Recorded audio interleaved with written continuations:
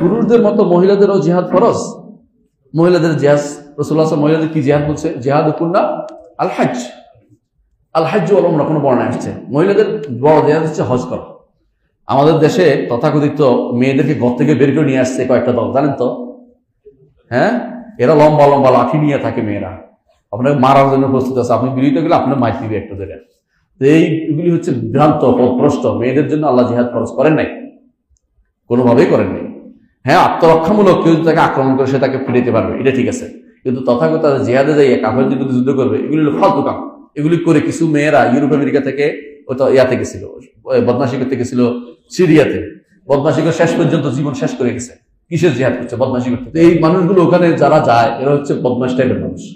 এদের মেয়েদেরকে ঘর থেকে বের করার কোনো অনুমতি নেই। ইসলাম মেয়েদেরকে নামাজ পড়তে যেখানে বলছে তার একান্ত রুমে, তার একান্ত রুমে নামাজ পড়া উত্তম থেকে মসজিদের বাইরের জায়গা থেকে, বাইরে মানে ঘরের বাইরের জায়গা, দেহলিজ থেকে মসজিদে পড়ার থেকে ওখানে পড়া উত্তম। এর অর্থ হচ্ছে মেয়ের জন্য যত ঘরে থাকা তত বেশি উত্তম।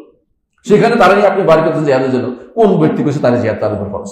রাসূল যেখানে বলেছেন জিহাদ আফদালু জিহাদ কুনালা, উত্তম জিহাদ তোমাদের হজ, তোমাদের জন্য হজ। রাসূলুল্লাহ সাল্লাল্লাহু আলাইহি ওয়াসাল্লামকে আয়েশা দিলেন, ইয়া রাসূলুল্লাহ নারাল জিহাদ আফদাল আমাল, ইয়া রাসূলুল্লাহ জিহাদ তো সবচেয়ে শ্রেষ্ঠ আমল দেখতে পাচ্ছি।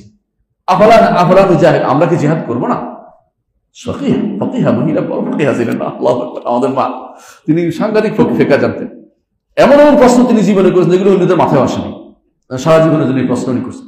তো রাসূলুল্লাহ সাল্লাল্লাহু আলাইহি ওয়াসাল্লাম বলছেন জিহাদ কুন্নাল হজ লাকুন্না জিহাদুল্লাহ কিতালা ফি, তোমাদের একটা জিহাদ আছে, তবে মারামারি নেই। সেটা কি?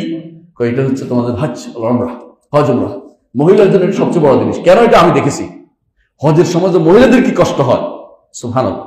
পুরুষ মানুষ ইচ্ছা করলে গায়ে দুটা কাপড় একটা একটু নামাই দিয়ে বসলো, নিচেরটা তো খোলা যাবে না, উঠটা একটু নামাইতে পারে, আবার উঠে ফেললো, আবার উঠে ফেললো, এরকম করলো।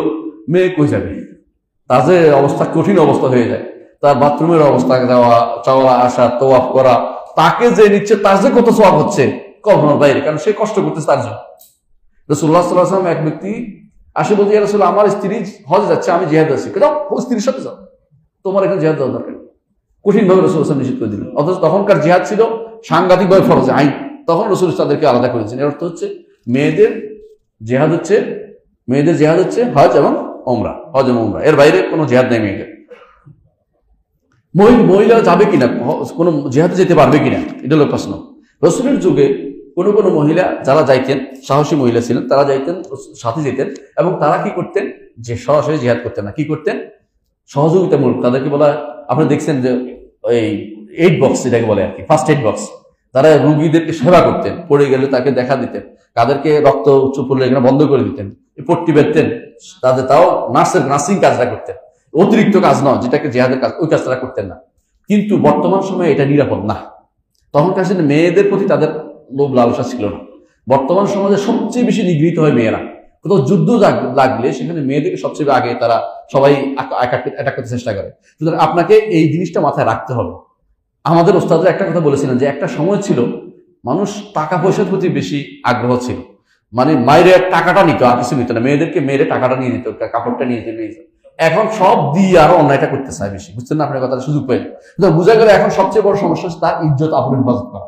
তাকে জিহাদের ময়দানে তথাকথিত এই সেবার নামে নেওয়া যাবে না, এই সেবার নামে নেওয়া যাবে না, বরং তাকে ঘরে রাখতে হবে, তাকে হেফাজত করতে হবে।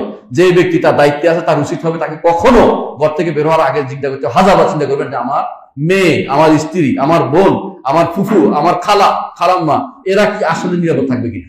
যদি নিরাপদ না থাকে তাকে সাজাতে হবে যে কোনো কাজ যাচ্ছেন তো আপনি সাথে নেন আমাকে, অথবা কাউকে সাথে দেন, নইলে আপনি নিষেধ করবেন যে আপনি নিরাপদ না, আপনি যাবেন না। কারণ নিরাপত্তা বড় জিনিস। ইসলামের 5টি মৌলিক জিনিসকে হেফাজত করতে বলেছে। এর মধ্যে একটা হচ্ছে নিজের আত্মমর্যাদার নিরাপত্তা, এটা নিরাপত্তা রাখতেই হবে।